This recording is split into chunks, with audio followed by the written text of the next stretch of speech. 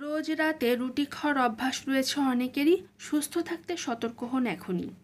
এর থেকে গ্যাসের সমস্যা বেড়ে যেতে পারে। রুটি অভ্যাসের মধ্যে রাখলে রক্তে শর্করার মাত্রা বেড়ে যেতে পারে। এর সঙ্গে উচ্চমাত্রার রক্তচাপের সমস্যাও দেখা দিতে পারে। তাছাড়াও নানান ধরনের জটিলতাও দেখা দেয়। রাতে ভাত খেতে অনেকেই পছন্দ করেন না। সারাদিনের ক্লান্তি শেষে রাতে গরম গরম ফুলকো রুটি আর তরকারি থাকলে আর কিছুই লাগে না অনেকেরই। অনেকেই মনে করেন রুটি খেলে হয় পেট পরিষ্কার।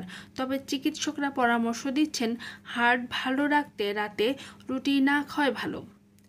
বিশেষজ্ঞরা বলছেন গরম রুটি বেশি খেলে তা কোলেস্ট্রল বাড়িয়ে দেয়।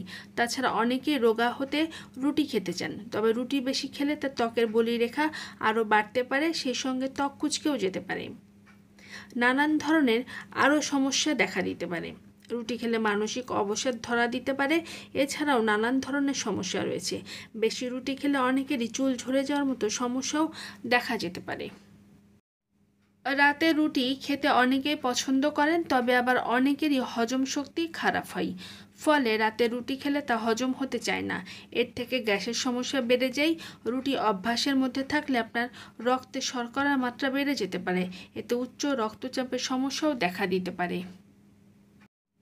তবে বিশেষজ্ঞরা বলছেন যদি আপনার শরীরে রুটি খাওয়াতে অভ্যস্ত হয়ে যায় তাহলে তা খাদ্যাভ্যাসেই রাখতে পারেন, কারণ শরীরকে ফিট রাখতে রুটি খুবই গুরুত্বপূর্ণ খাবার।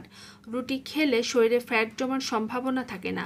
এছাড়াও পুষ্টিগুণে রুটির উপকারিতা তো রয়েছেই। ফলে সব মিলিয়ে রয়েছে রুটির কিন্তু বহু গুরুত্ব। রুটিতে ক্যালোরির পরিমাণ খুবই কম, তাই রুটি খেলে শরীরে ওজন বৃদ্ধি হয় না এবং শরীর ফিট থাকে। রুটিতে যেহেতু ফ্যাট থাকে না, তাই রুটি খেলে ফ্যাট অর্থাৎ চর্বির হওয়ার সম্ভাবনা খুবই কম থাকে এবং সেই সঙ্গে চর্বি কমাতেও সাহায্য করে। শরীর গঠনে যে সকল ভিটামিন ও খনিজের দরকার হয় তার সবই থাকে রুটিতে।